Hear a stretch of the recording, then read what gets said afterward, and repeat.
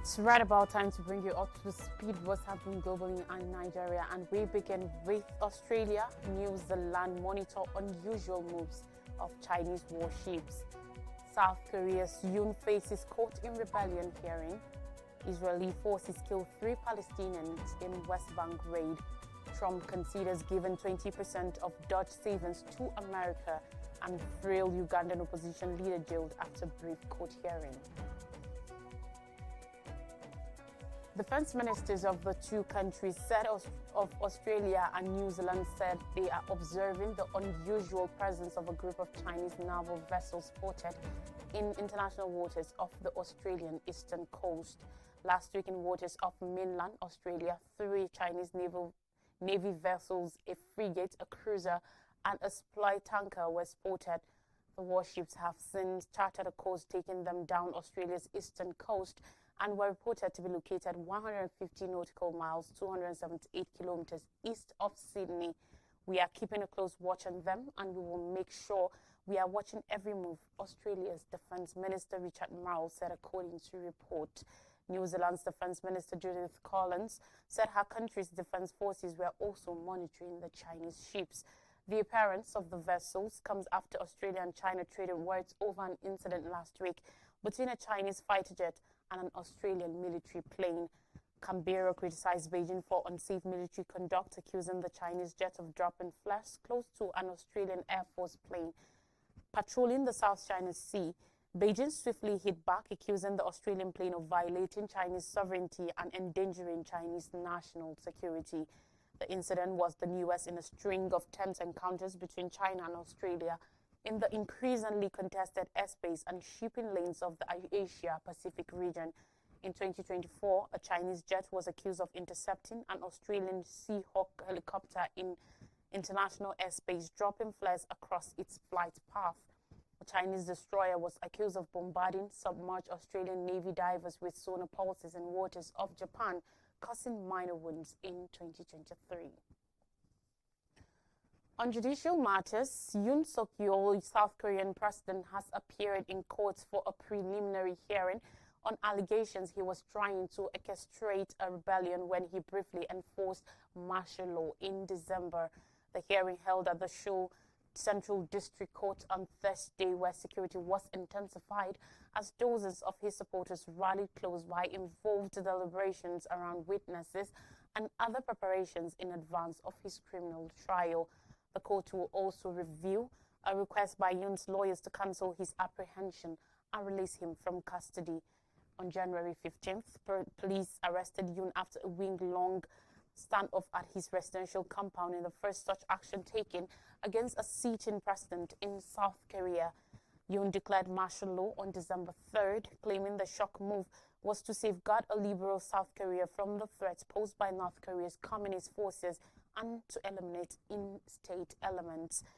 His decree brought thousands of livid protesters opposing the step to the streets before lawmakers in the National Assembly voted it down. Authorities indicted Yoon on January 26 on charges of staging a rebellion, alleging that his decree was an unlawful attempt to shut down the National Assembly and arrest politicians and election authorities. While presidents in South Korea enjoy immunity from most criminal prosecutions, an exception is made for charges of rebellion or treason. If convicted, Yoon faces a potential punishment of death or life in prison. His defense minister, Kim Yong-hyun, as well as the National Police Chief, Jo Chi-ho, and many military commanders have also been detained and indicted on rebellion, abuse of power, and other charges linked to the decree. While short-lived, Yoon's martial law declaration has pushed the country into political chaos. On December 14th, the National Assembly overwhelmingly voted to suspend Yoon's presidential powers and impeach him. In a parallel impeachment trial to Yoon's criminal case, South Korea's Constitutional Court is now nearing a decision on whether to officially remove him from office or dismiss the motion and reinstate him.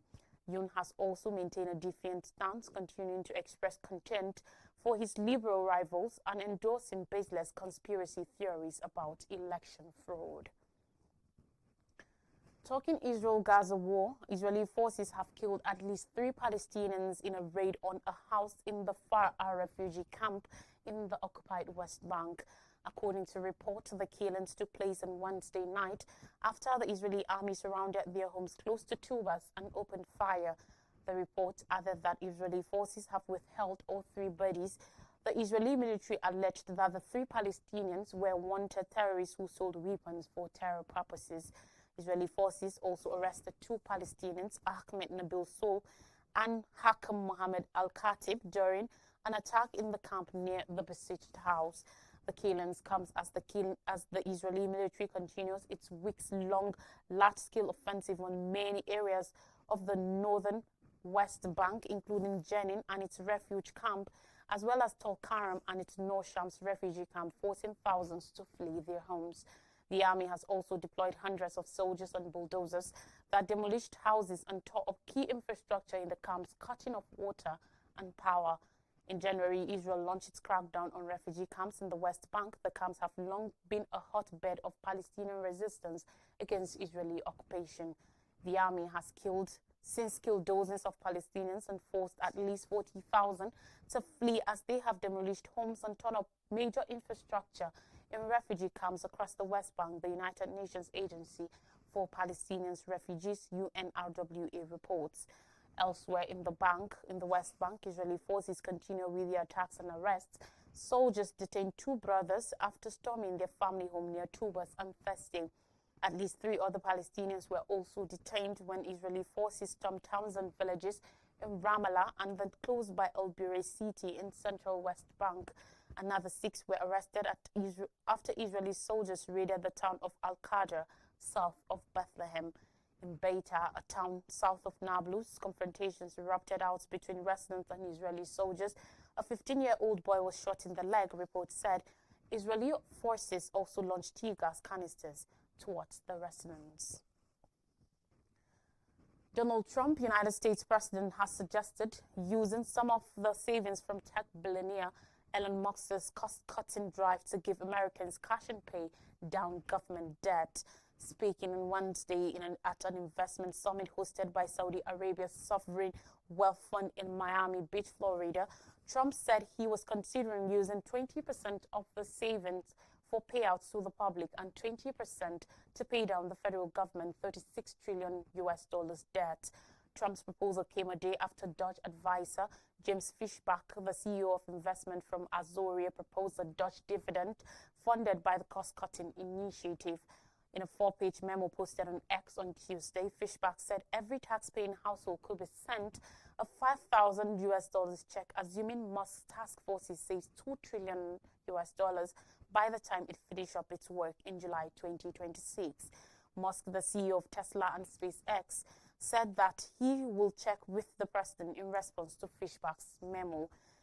Guzu, an associate professor at UC Berkeley, who studies the efficiency of government bureaucracies, stated skepticism about the proposal. This seems like a populist measure designed to make the crippling of our federal government capacity more appealing. He said, instead of cutting the government to cut checks, we should be investing to strengthen the nation's infrastructure, science, and national security. During Trump's election campaign, Musk, the world's richest person, predicted he could find $2 trillion in savings, but later backtracked on that approximation, suggesting in an interview in January that he had a good chance of saving half that much. Dutch, which is not an official government department, has asserted to have achieved savings of $55 billion so far, but has not released detailed documentation to support that figure. Dutch on Monday published a list of contracts it said had cancelled to achieve $16 billion in savings. However, the list misstated the value of $8 million contracts with immigration, customs, and customs enforcement as $8 billion. Canis Prendergast, a professor at the University of Chicago Booth School of Business and the author of The Limits of Bureaucratic Efficiency, expressed doubt that Dodge will make much of an effect on waste in the federal bureaucracy. In Africa, Kiza Buzeke, Ugandan opposition figure appeared briefly in a civilian court on Wednesday as attorneys tried to secure his freedom, but a judge said he was too unwell to follow proceedings. A visibly frail Besigye, who has been arrested since November, was driven back to a maximum security prison in Kampala, the Ugandan capital. On 16th November last year, he went missing in the Kenyan capital, Nairobi, and days later appeared in a cage before a military tribunal in Kampala. Besigye was charged with offences regarding a threat to national security and later charged before the same tribunal with treason, an offence which under military law carries the death penalty. His family says he started a hunger strike to protest against his continued detention after Ugandan Supreme Court last month ruled that military tribunals cannot try civilians. Besigye's attorneys say he and others who face charges before the military courts should have been released immediately. Justice officials say they are reviewing the evidence against Besigye in order to charge him in a civilian court. Besigye's wife, UNAID's executive director, Winnie Byanyima, says her husband is being framed and is deeply worried about his continued detention. His attorney says the charges are politically motivated. Besigye's continued detention is attracting more attention as his supporters, activists and others warn that he needs medical care and should be removed from prison conditions. They say any harm to him while in custody could stoke deadly turmoil in the East African country. The four-time presidential candidate is a major opposition figure in Uganda and was Museveni's most serious challenger before the recent rise of the opposition figure known as Bobby Wine. Besigye's case is being watched closely by Ugandans anxious over political maneuvers ahead of the presidential poll next year. Uganda has never experienced a peaceful transfer of presidential power since independence from colonial rule 6 decades ago. Let's take a quick break, and when we come back, more stories from Nigeria. Don't go anywhere.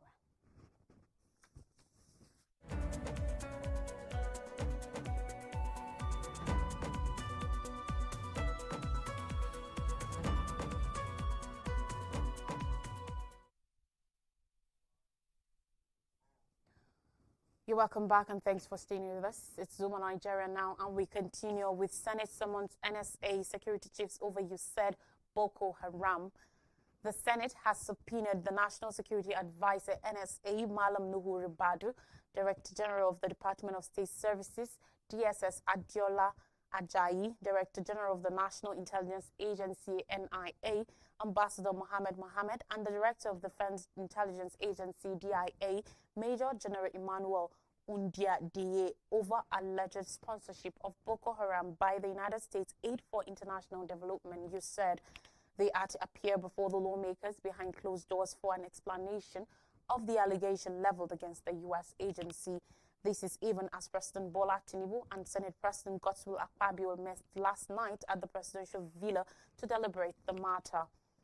However, the Senate raised serious concerns over the increasing insecurity in the country and the alarming allegations that certain international agencies might have been financing the Boko Haram insurgency in the country. The meeting is also to measure the credibility of the allegations, deliberate Nigeria's wider security challenges, and determine required policy responses. However, no date has been fixed for the meeting with the heads of the nation's intelligence agencies. Remember that a United States Congressman, Scott Perry, had a few days ago alleged that USAID had been sponsoring activities of Boko Haram in Nigeria. Though Perry's allegation is already being probed by the U.S. Congress, the Senate also at yesterday's plenary resolved to do a similar thing. Resolution of the Senate was sequel to a motion sponsored by Senator Ali Ndume and co-sponsored by 8 other senators. The Senate, after debates on the motion, decided to call the NSA, the Director General of DSS, his counterparts in NIA and DIA, behind closed doors on dates to be communicated to them. In his presentation of the motion, Senator Ndume emphasized the reports circulating in the media following a hearing by the U.S. Subcommittee on Delivering of Government Efficiency. U.S. Congressman Scott Perry at the hearing claimed that USAID had been unintentionally channeling approximately $697 million yearly to terrorist groups across the world. The ex-Senate leader, who stated concern over the misery surrounding Boko Haram's sources of fund and its sustained ability to wreak havoc across Nigeria, particularly in the northeastern region, said, and I quote, It is known that over the years, the modus operandi of Boko Haram in Nigeria has been a source of great concern. On politics, Osun local government crisis, Adeleke reacts as APC seizes secretariats. Yesterday, chairman and councillors elected on the platform of the All Progressives Congress APC in Osun State took over the control of the local government council secretariats across the state.